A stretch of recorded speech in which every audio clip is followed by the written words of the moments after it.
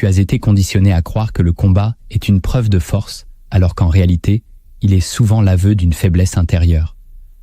Regarde bien ta vie. Chaque fois que tu t'expliques, chaque fois que tu te défends, chaque fois que tu entres dans un affrontement, tu offres déjà ton pouvoir à l'autre. Ce que tu prends pour du courage est parfois une soumission déguisée. Machiavel l'avait compris avant tout le monde. Les véritables maîtres ne s'opposent pas. Ils déplacent, ils influencent, ils orientent, ils gagnent pendant que les autres s'épuisent. Si cette idée te dérange, c'est normal. Elle attaque directement ton identité, ton orgueil, tes réflexes. Et c'est exactement pour cela que tu dois rester jusqu'à la fin, car une vérité plus profonde t'attend. Écris en commentaire. Je refuse désormais de livrer mon pouvoir. Abonne-toi maintenant, aime cette vidéo et prépare-toi à voir le monde tel qu'il est réellement. Machiavel vivait dans un monde où les illusions tuaient. Les royaumes s'effondraient, non par manque de soldats, mais par excès d'orgueil. Il a vu des hommes puissants chuter parce qu'ils croyaient qu'il fallait frapper pour dominer. Il a compris que la vraie puissance ne s'exerce pas dans la bataille, mais dans l'ombre, dans l'esprit des autres. Ce qu'on appelle aujourd'hui manipulation ou stratégie n'est, en réalité, que la compréhension froide de la nature humaine. Tandis que la morale camoufle la brutalité du monde, Machiavel l'a disséqué. Et s'il a été autant diabolisé, c'est parce qu'il a dit tout haut ce que les puissants faisaient en silence. Depuis, cette connaissance a été enterrée sous les discours rassurants de la modernité. On t'a appris à aimer, à pardonner, à te battre proprement. Mais personne ne t'a enseigné comment gagner sans jamais combattre, parce que cette vérité dérange, et seuls les esprits lucides l'acceptent. Nous vivons tous sous un règne silencieux, celui des illusions utiles, des récits soigneusement construits, des apparences maîtrisées, des vérités édulcorées, non pas pour manipuler le monde, mais pour le rendre contrôlable. Machiavel ne les condamnait pas, il les utilisait.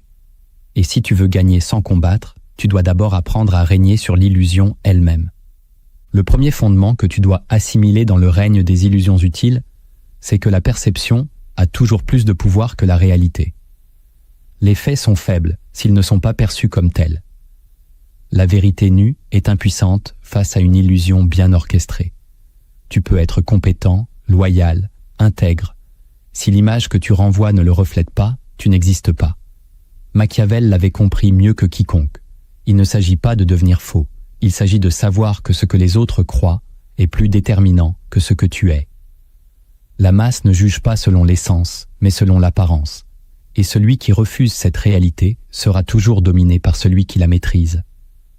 L'homme naïf croit que la vérité finit toujours par éclater, mais il ignore que les plus grands stratèges sont ceux qui savent voiler ce qu'il faut, éclairer ce qui arrange, et se taire quand la vérité serait un handicap. Dans un monde gouverné par les projections mentales, l'illusion devient l'arme du sage. Il ne ment pas, il oriente. Il ne se trahit pas, il compose. Il ne cherche pas à convaincre tout le monde. Il laisse chacun croire ce qu'il désire croire. Et c'est dans ce jeu subtil entre le silence, l'image, le mot bien placé et l'ombre bien distribuée que se construit un pouvoir que personne ne pourra lui enlever. Tant que tu cherches à être compris, tu es esclave du regard. Mais quand tu choisis ce que les autres doivent croire, tu deviens souverain. La réalité ne suffit pas, car l'humain ne voit que ce qu'il est prêt à interpréter. Voilà pourquoi les plus grands gagnants sont souvent ceux qu'on n'a jamais vus se battre. Ils ont compris que le vrai combat ne se livre pas dans l'arène, mais dans les esprits. Le deuxième fondement que tu dois intégrer, c'est que la vérité brute, sans stratégie, devient une faiblesse exploitable. Dire les choses comme elles sont peut être une forme de courage, mais c'est rarement une forme d'intelligence. Le monde n'est pas fait pour accueillir la vérité. Il est bâti pour fonctionner sur des récits. Et chaque fois que tu choisis de tout révéler, sans mesure ni intelligence de contexte, tu abandonnes le levier le plus puissant du pouvoir, la maîtrise de l'information. Machiavel nous avertissait déjà contre cette nudité de l'esprit. Il ne s'agit pas de mentir, mais de savoir quand et comment dire ou ne pas dire. L'homme qui balance la vérité à toute heure devient vite une cible. On le trouve brutal, naïf, incontrôlable. Il dérange ceux qui profitent des illusions utiles. Il effraie ceux qui ont besoin de confort mental. Et au final, il perd tout accès à l'influence. Tu dois comprendre une chose. Dans une société où l'apparence prime sur l'essence, où le spectacle prend le pas sur le réel, la vérité est une bombe à retardement. Si elle est mal placée, elle explose sur toi. Celui qui maîtrise les temps et les formes peut faire de la vérité une arme. Les autres en font une faiblesse. Il faut savoir la distiller, la rendre supportable, la recouvrir d'un voile temporaire pour qu'elle atteigne sa cible au moment opportun. Celui qui croit qu'être franc est une vertu absolue n'a jamais observé les jeux de pouvoir avec lucidité. Ce n'est pas ce que tu sais qui te donne du poids, c'est ce que tu décides de laisser paraître. Et dans ce choix se trouve toute la subtilité du règne des illusions utiles. Ne sois pas transparent, sois translucide. Laisse entrevoir sans jamais tout montrer. Et tu découvriras que ceux qui t'attaquaient pour ta vérité deviendront dépendants de ton silence. Le troisième fondement que tu dois maîtriser, c'est que l'image d'une faiblesse peut devenir une barrière inviolable. Dans l'univers machiavélien, la vulnérabilité n'est pas toujours un défaut. Elle est parfois une couverture. Celui qui paraît inoffensif évite la jalousie, les suspicions, les attaques frontales. Il avance dans l'ombre, pendant que les puissants se combattent en plein jour. L'illusion d'être faible est un camouflage stratégique. Ce que les autres croient de toi devient leur propre limite. Ils te sous-estiment, ils t'ignorent, ils se croient en avance. Pendant ce temps, tu construis, tu observes. Tu prépares le moment où leur certitude deviendra leur piège. Machiavel ne recommandait pas de jouer un rôle par plaisir, mais par nécessité. Dans un monde régi par les apparences, la sous-estimation est un privilège. Celui qui veut gagner sans combattre doit accepter de ne pas briller. Il doit laisser son image se dissoudre dans le décor, pour ne pas éveiller les instincts prédateurs des autres. Trop de puissance affichée attire la destruction.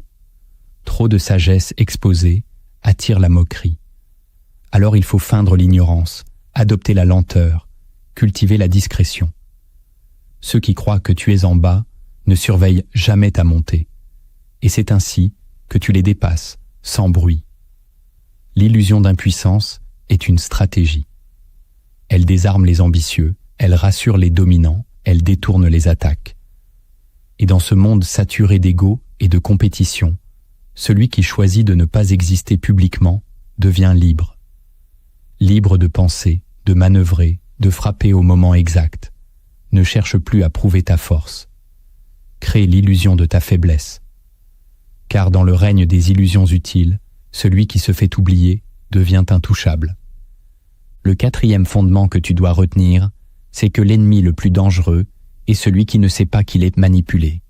Dans les arènes visibles, les combats sont violents, mais prévisibles. Dans les coulisses mentales, en revanche, tout se joue dans le silence. Machiavel savait que le plus grand pouvoir n'est pas de forcer, mais d'orienter sans qu'on s'en rende compte.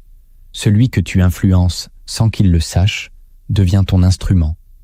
Il pense choisir, alors qu'il suit un chemin que tu as construit. Il croit s'opposer, alors qu'il renforce ta position. Et c'est dans cette asymétrie radicale que naît la domination véritable.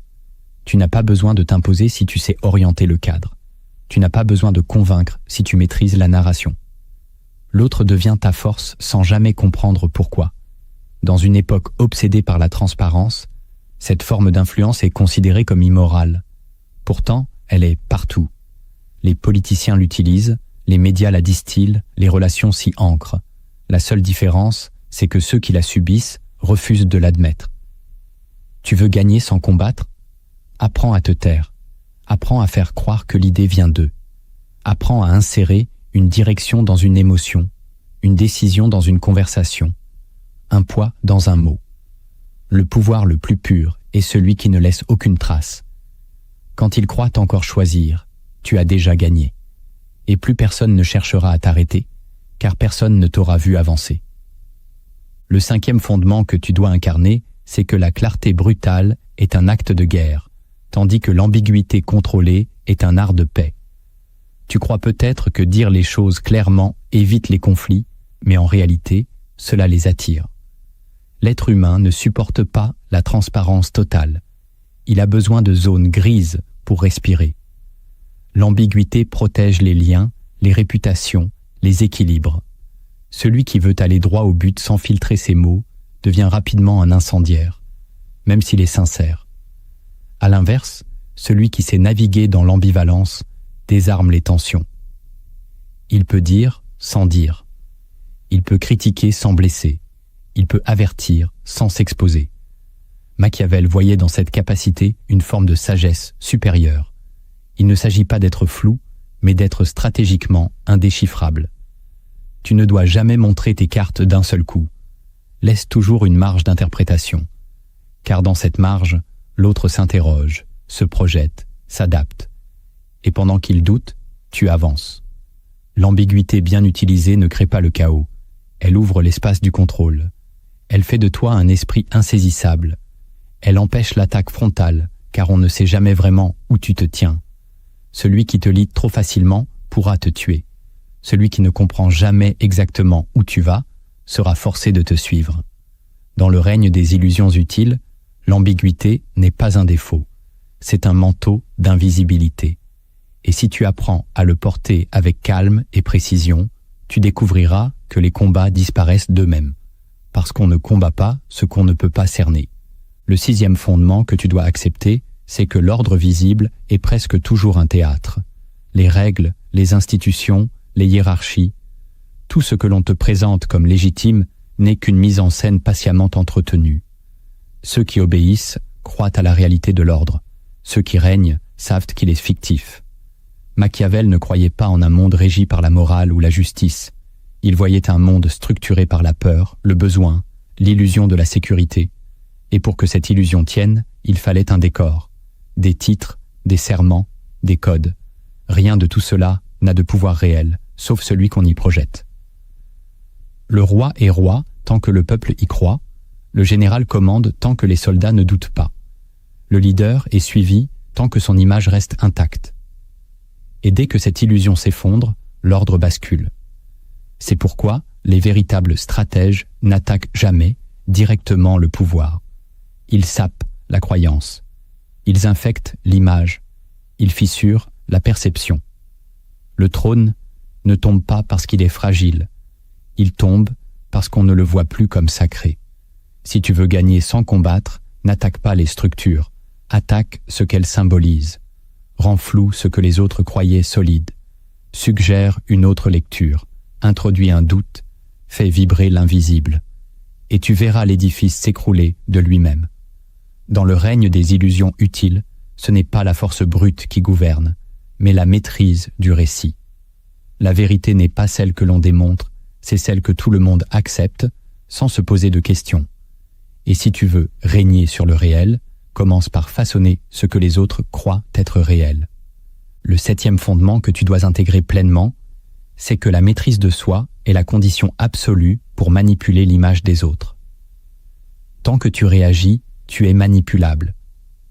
Tant que tu as besoin d'être compris, tu es exposé. Tant que tu veux gagner avec fracas, tu offres ta stratégie à la vue de tous. Machiavel l'avait déjà vu. Les esprits brillants sont rarement ceux qui crient. Ils observent, puis orientent. Ils encaissent, puis déplacent. Ils laissent l'autre s'enflammer pendant qu'eux préparent la scène suivante. Tu veux contrôler l'illusion ? Tu dois d'abord être capable de contrôler ta propre énergie. Ton visage ne doit rien dire que tu ne veux dire. Ton langage doit devenir un outil, non un débordement. Ton émotion ne doit jamais être visible, sauf si elle sert un but précis. Celui qui s'ignore ne peut pas diriger. Celui qui ne se domine pas devient un livre ouvert pour ceux qui savent lire. La guerre intérieure précède toujours la conquête extérieure. Et dans un monde où tout est interprété, perçu, déformé, celui qui laisse sa colère, sa joie ou sa peur transparaître, perd la seule chose qu'il aurait dû protéger, le mystère. Sois calme quand on t'attaque. Sois sobre quand on te flatte. Sois neutre quand on t'interroge. Plus tu es stable, plus les autres deviennent prévisibles.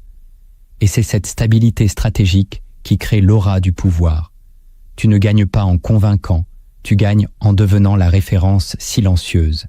L'illusion ne peut être maîtrisée que par celui qui ne s'y laisse pas prendre. Voilà pourquoi, à la fin, ce n'est pas la force ni l'intelligence brute qui gagnent, c'est la discipline intérieure. Et c'est cette discipline que tu dois forger si tu veux régner sans jamais combattre. Écris en commentaire. Je ne laisserai plus personne lire en moi. Il existe un niveau plus profond encore, là où même les stratèges s'égarent. Un territoire où la victoire ne laisse aucune empreinte, où le pouvoir ne produit aucun bruit, où l'influence agit sans jamais révéler sa source. Ces lois obscures ne sont pas faites pour convaincre, elles sont faites pour transformer celui qui les comprend, car elles exigent de toi un renoncement radical à l'ego. La première loi obscure de la victoire sans trace, c'est de frapper dans l'esprit, pas dans les faits. Celui qui attaque frontalement crée des ennemis, des preuves, des réactions. Celui qui attaque mentalement ne laisse que des doutes, des failles intérieures, des soupçons qui s'auto-alimentent. La guerre psychologique ne se gagne pas par des arguments, mais par des fissures invisibles.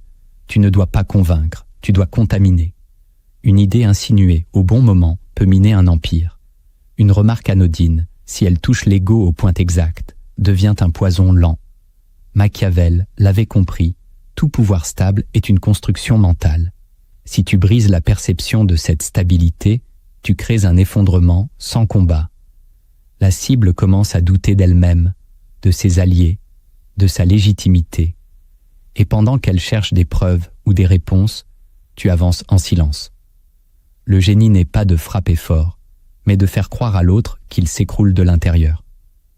Les grands stratèges agissent rarement directement. Ils changent le climat psychique, ils déplacent les croyances, ils orientent les émotions dominantes. Et cela ne laisse ni corps, ni sang, ni trace visible. Si tu veux gagner sans être repéré, arrête de vouloir prouver quoi que ce soit. Crée plutôt les conditions d'un effondrement intérieur chez l'autre. Rappelle-toi que l'humain est une faille mobile. Tu n'as pas besoin de le briser, tu as seulement besoin de l'incliner. L'esprit est une forteresse qui ne tombe jamais sous la force, mais toujours sous l'influence. Et quand la cible pense que le problème vient d'elle, ta victoire est totale, car elle ne saura même pas qui blâmer. Voilà le triomphe ultime, faire en sorte que l'ennemi se détruise lui-même, tout en continuant à penser qu'il a choisi sa propre chute. Aucun témoin, aucun aveu, juste un vide intérieur que tu auras orchestré dans l'ombre. La deuxième loi obscure de la victoire sans trace, c'est de détourner la dynamique plutôt que de l'affronter. Le naïf résiste frontalement. Il s'oppose, il confronte, il s'épuise. Le stratège, lui, absorbe l'élan de l'adversaire pour le retourner. Il ne bloque pas la vague, il la laisse passer, puis la transforme. Dans l'art de la guerre mentale, détourner vaut mieux que s'imposer. Machiavel savait que chaque énergie sociale, chaque discours dominant, chaque rage collective contient en elle-même son point de retournement. Tu n'as pas besoin de dire non pour t'opposer. Il suffit de dire oui dans une direction légèrement différente. Et c'est ainsi que tu retournes le mouvement à ton avantage. Celui qui s'énerve perd de la lucidité. Celui qui se justifie s'abaisse. Celui qui s'accroche révèle sa peur. Toi, tu restes fluide, insaisissable. Tu n'arrêtes pas l'élan, tu l'absorbes, tu le rediriges, tu l'annules en le recyclant. Comme l'eau qui épouse les formes pour mieux les dépasser. Le monde est rempli d'idées, de tensions, de croyances qui ne cherchent qu'une direction. Ne te mets pas en travers, deviens leur trajectoire alternative. Celui qui dirige les flux, même sans s'imposer, finit toujours par prendre le pouvoir. Et cela sans confrontation, sans violence, sans trace. Le monde croit que tu fais partie du courant, alors que tu en as modifié le lit. Tu veux gagner sans être vu. Ne crée pas la résistance, deviens le contexte. Sois l'option invisible que les autres finissent par suivre sans comprendre pourquoi.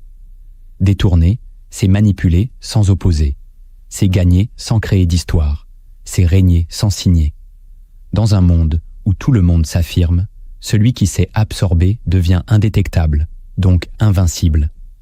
Et pendant que les autres se battent pour exister, toi, tu fais évoluer les règles sous leurs pieds. La troisième loi obscure de la victoire sans trace, c'est d'effacer ton empreinte dans chaque acte de pouvoir. Le monde moderne glorifie la visibilité. On t'a appris à publier, à marquer, à revendiquer. Mais plus tu laisses de traces, plus tu offres d'accroche à tes ennemis. Celui qui agit sans empreinte ne peut être ni blâmé ni attaqué. Il devient une absence stratégique. Machiavel savait que le pouvoir visible est une cible. Plus tu montres ce que tu contrôles, plus tu invites la rébellion. Le véritable stratège, lui, dirige sans qu'on le sache. Il place les bonnes personnes, il oriente les décisions, il fait naître des consensus dont il est la cause oubliée. Et quand la victoire éclate, personne ne pense à lui. Parce qu'il a tout effacé. Aucune trace. Aucun mot. Aucune revendication. Juste des faits qui parlent pour lui sans jamais le citer. Dans un monde saturé de surveillance et d'orgueil, le silence devient une armure. Tu veux gagner sans laisser de cicatrices? Sois le fantôme du pouvoir. N'arbore aucun insigne. N'utilise jamais ton nom comme autorité. Laisse les autres revendiquer ce que tu as orchestré. C'est ainsi que tu deviens irremplaçable. Parce que personne ne comprend comment tu fais. Parce que personne ne peut remonter jusqu'à toi. Et quand les conflits éclatent, tu es toujours déjà ailleurs. Invisibilité, neutralité, effacement. Voilà les armes du dominateur lucide. Il n'a pas besoin d'être reconnu pour régner. Il lui suffit de contrôler sans être identifié. Car le contrôle véritable ne se voit pas. Il s'exerce dans la nuance, dans l'absence, dans le silence. Et c'est précisément ce silence qui le rend absolu. La 4e loi, obscure de la victoire, sans trace, c'est de faire croire à l'autre qu'il dirige pendant que tu tiens la carte maîtresse. Rien n'est plus déstabilisant pour l'ego que de découvrir, trop tard, qu'il a été guidé depuis le début. Machiavel savait que l'humain aime l'illusion de l'autonomie. Laisse-la lui. Laisse-le parler, décider, choisir. Pendant ce temps, toi, tu structures le cadre. Celui qui définit le cadre gagne toujours, même quand l'autre croit gagner. Tu ne dois pas contrôler le contenu, mais la forme. Pas la réponse, mais la question. Pas le choix, mais les options présentées. Et c'est ainsi que tu deviens le véritable maître, sans jamais apparaître comme tel. L'autre croit avancer librement, alors qu'il suit une logique que tu as subtilement dessinée. Tu n'imposes rien, tu structures tout. Ce pouvoir-là ne s'annonce pas, ne se montre pas, ne se revendique pas. Il agit dans l'architecture invisible de la situation. Tu veux gagner sans jamais combattre? Donne-leur le sentiment de régner pendant que tu verrouilles la scène. Plus tu rends l'autre responsable de ses choix, plus il devient ton complice sans le savoir. Et s'il échoue, il se blâmera lui-même. Aucun retour de flamme, aucun soupçon. Juste une opération parfaitement menée, dans laquelle tu n'apparais qu'en filigrane. Les plus grands stratèges ne dominent pas les corps. Ils organisent les possibilités. Ils laissent Nat croire. Ils laissent choisir, mais jamais en dehors du cercle qu'ils ont dessiné. C'est ainsi qu'ils deviennent inattaquables, car leur pouvoir se confond avec le décor. Et dans ce décor, tout mouvement les renforce. La 5e loi, obscure de la victoire sans trace, c'est d'utiliser le besoin de reconnaissance de l'autre comme levier de contrôle. L'humain cherche à être vu, valorisé, aimé. Ce besoin est sa faille la plus exploitable. Toi, tu ne dois pas chercher cette reconnaissance. Tu dois l'offrir, comme un appât. Machiavel disait que les hommes sont plus facilement liés par l'illusion de la loyauté que par la loyauté elle-même. Sois celui qui voit l'autre, qui le flatte, qui le place là où il croit briller, et tu en feras un serviteur volontaire. Celui qui a besoin d'être reconnu devient dépendant de celui qui l'approuve.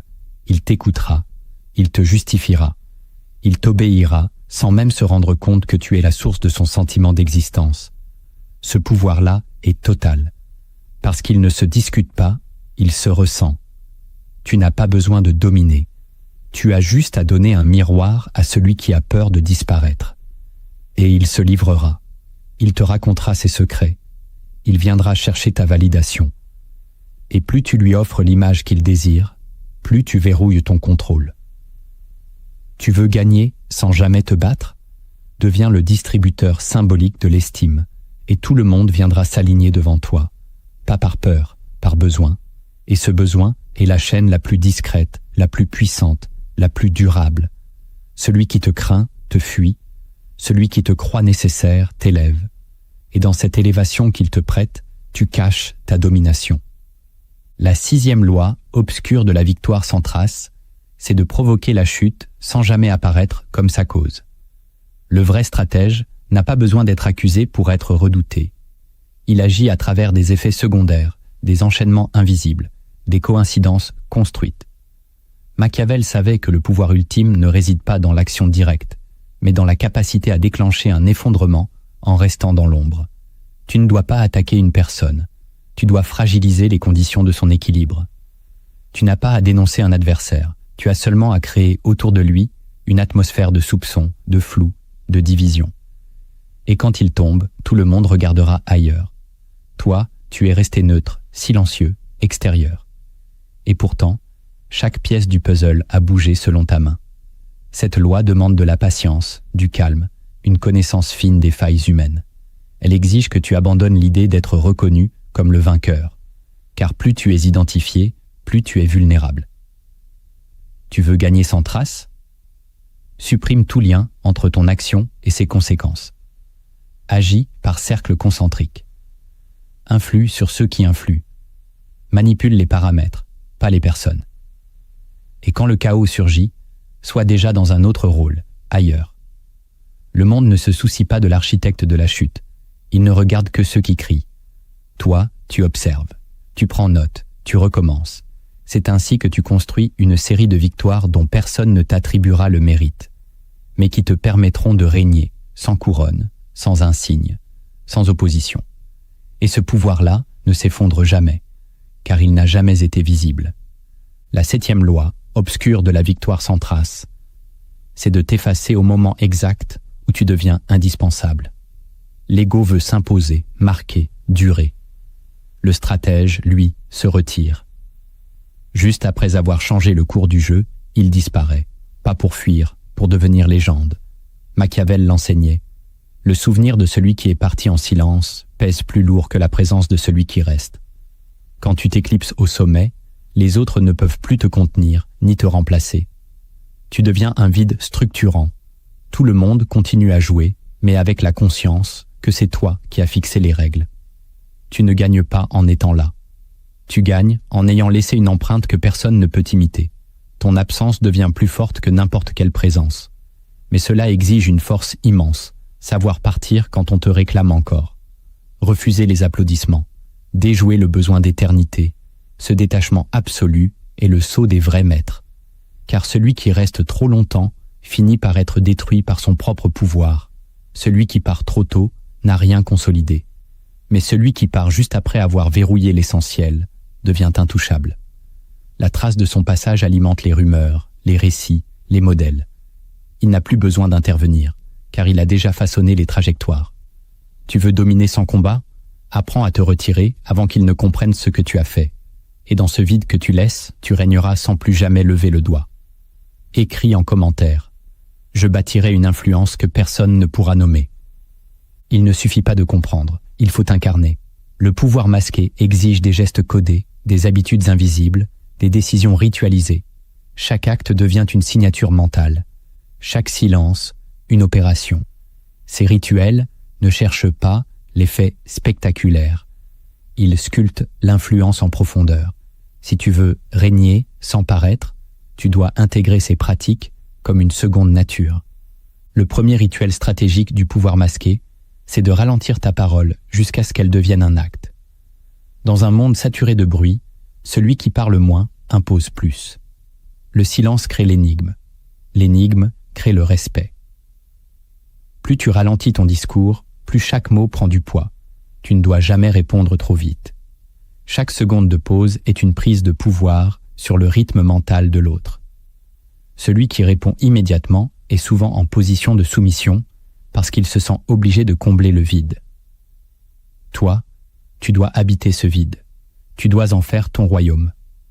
Quand tu parles, tes mots doivent avoir été ruminés, polis, calibrés pour frapper sans être violents.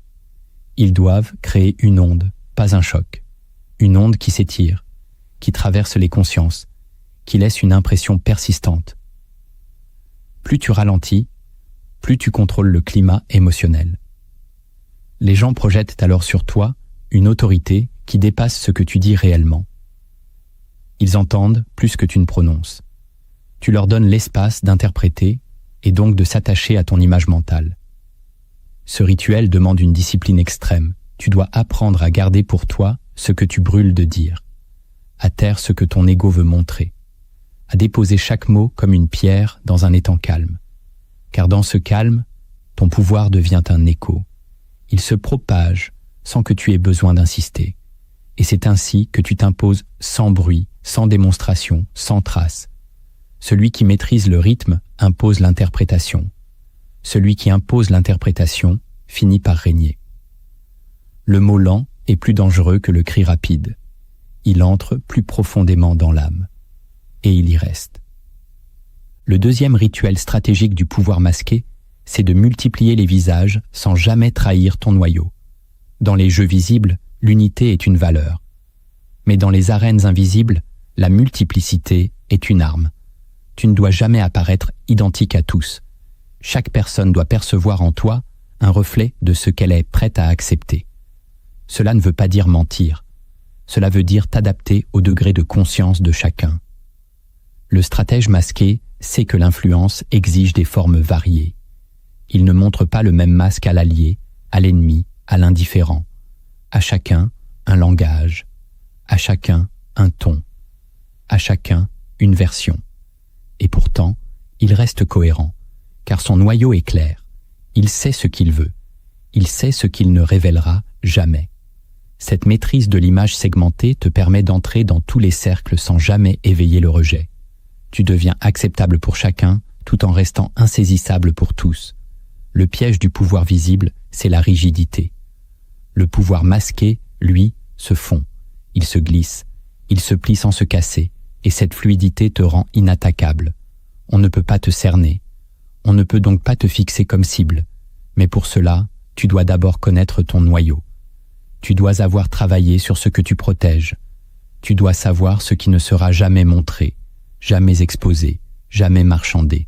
Tout le reste peut être négocié, tout le reste est forme. Ce rituel est une danse entre la fidélité à soi et l'adaptabilité au monde. Il ne s'apprend pas dans les livres, il se forge dans les confrontations. Et plus tu l'incarnes, plus tu deviens un spectre nécessaire, présent partout, jamais totalement connu. Le troisième rituel stratégique du pouvoir masqué, c'est de placer les bons mots dans les mauvaises conversations. Ce que tu dis compte, mais où et quand tu le dis compte 1000 fois plus. Tu ne dois jamais chercher à convaincre en pleine lumière.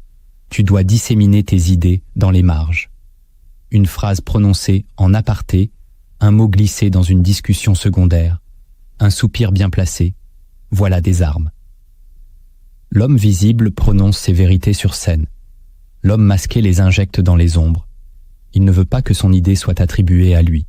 Il veut qu'elle prenne racine ailleurs, qu'elle pousse dans l'esprit des autres sans jamais remonter à sa bouche. Ce rituel repose sur un art ancien, l'insinuation. Tu ne dois pas énoncer, tu dois semer, pas imposer, mais contaminer.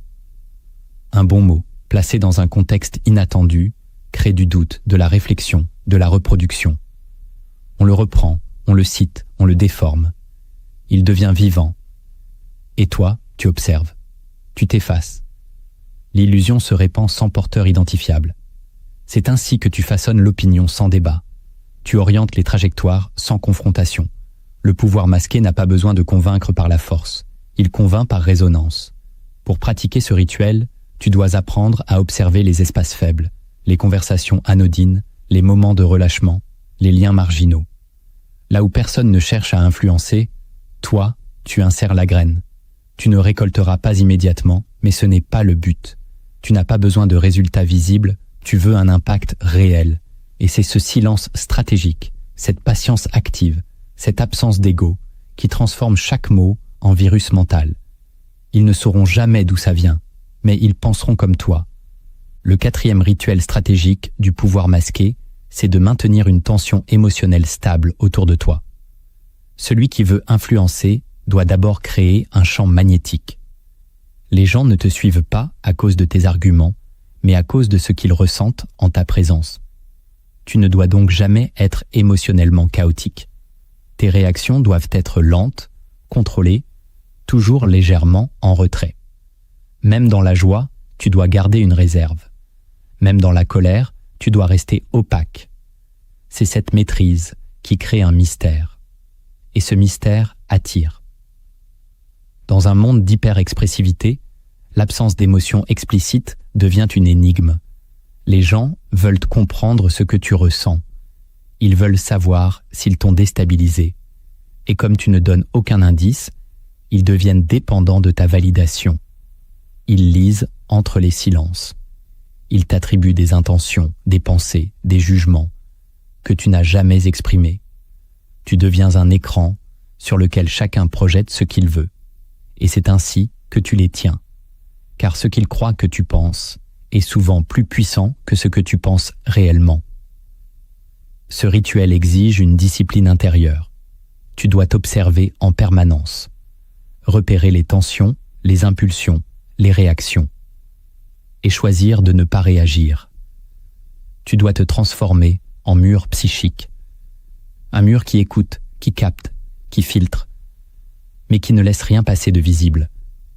C'est cette densité émotionnelle non révélée qui te rend fascinant. Tu es là, mais tu es fermé, présent, mais protégé. Cette tension stable devient une aura, et cette aura, sans que tu ne fasses rien de spectaculaire, devient une force gravitationnelle. Tu attires, tu intrigues, tu influences, sans mots, sans ordre, sans démonstration, juste par ta manière de demeurer intacte. Le 5e rituel stratégique du pouvoir masqué, c'est de ne jamais terminer une interaction sans avoir laissé un angle mental ouvert. Le stratège ne clôt jamais complètement. Il suggère, il esquisse, il laisse l'autre en suspens, car c'est dans cette incomplétude que naît l'obsession. Si tu veux que les gens pensent à toi en ton absence, ne dis jamais tout, ne conclus jamais tout, ne clarifie jamais tout. Laisse toujours un mot non expliqué, une phrase non finie, un regard non traduit. Ce flou volontaire devient une brèche mentale, et cette brèche les travaille. Ils se demandent ce que tu voulais dire. Ils rejoignent la scène. Ils analysent ton ton, ton silence, ton énergie, et pendant qu'ils tournent autour de ce vide, tu existes dans leur esprit, non pas comme une personne, mais comme une énigme. Et l'énigme, dans une époque d'exposition permanente, devient une forme de supériorité. Ce rituel est délicat. Il ne s'agit pas de manipuler vulgairement. Il s'agit de cultiver l'élégance de l'ambiguïté, de devenir une ligne inachevée, une présence non résolue, une réponse qui semble évidente, mais qui échappe toujours à l'analyse. Pour y parvenir, tu dois observer les réactions, savoir quand il faut se taire, quand il faut s'arrêter, quand il faut détourner. Et surtout, tu dois accepter de ne pas tout contrôler. Car ce que tu ne dis pas produit souvent plus que ce que tu exposes. Tu veux régner dans l'esprit des autres? Apprends à partir avant la fin, à suspendre la parole, à laisser en eux une tension non résolue. Cette tension est ta signature invisible, et ce pouvoir-là, aucun mot ne peut l'effacer. Tu as maintenant devant toi un pouvoir qui ne s'enseigne nulle part, un art si raffiné, si dangereux, que les masses n'en parlent jamais. La victoire sans trace, le règne sans exposition, l'influence sans présence. Si ce que tu as entendu t'a dérangé, tant mieux. C'est la preuve que ton esprit était encore prisonnier de modèles visibles, de gestes bruyants, de fausses vertus promues par ceux qui veulent te garder faible. On t'a appris à parler haut, à t'imposer, à lutter. Mais ceux qui gouvernent vraiment n'élèvent pas la voix. Ils ne se montrent pas, ils sculptent l'invisible. Machiavel n'était pas cynique, il était lucide. Il avait compris que l'humain est plus facile à dominer par ce qu'il croit comprendre que par ce qu'il voit. Et il t'a légué une arme, la stratégie de l'ombre. Tu n'as plus besoin de te battre pour exister. Tu n'as plus besoin de répondre pour avoir raison. Tu n'as plus besoin de gagner en écrasant. Désormais, tu peux déplacer les autres sans bouger, orienter sans parler, renverser sans entrer en conflit. Mais ce pouvoir a un prix. Il exige le sacrifice de l'ego. Le silence là où tu veux crier, le retrait là où tu veux briller, la patience là où tu veux réagir. Peu le supporteront, car vivre sans reconnaissance est la croix des véritables souverains. Et pourtant, c'est ce chemin-là qui t'attend si tu veux régner sur les structures profondes de ce monde. Ne cherche pas l'admiration, cherche les faits, ne cherche pas le spectacle, cherche la structure. Ce qui compte n'est pas que les autres sachent qui tu es, mais que leur trajectoire soit déjà modelée par ton ombre. Et ce jour-là, quand tu verras leurs décisions s'aligner sur ta volonté sans qu'ils sachent pourquoi, tu sauras que tu as gagné.